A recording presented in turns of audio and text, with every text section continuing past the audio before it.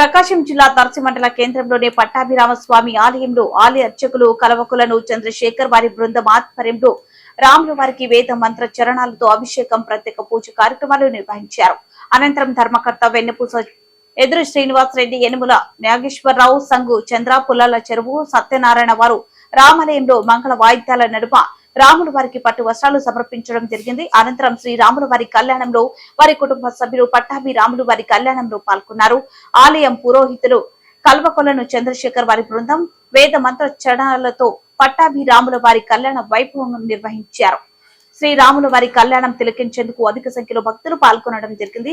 శ్రీరామనవమి సందర్భంగా పట్టాభిరామస్వామి ఆలయ కమిటీ గ్రామ పెద్దలు ఆధ్వర్యంలో ఉదయం అల్పాహారం, మధ్యాహ్నం అన్నదానం కార్యక్రమం ఏర్పాటు చేయడం జరిగింది. ఈ కార్యక్రమంలో శ్రీరాముల వారి ఆలయ కమిటీ ప్రెసిడెంట్, కమిటీ సభ్యులు, గ్రామ పెద్దలు, గ్రామ ప్రజలు పాల్గొనడం జరిగింది.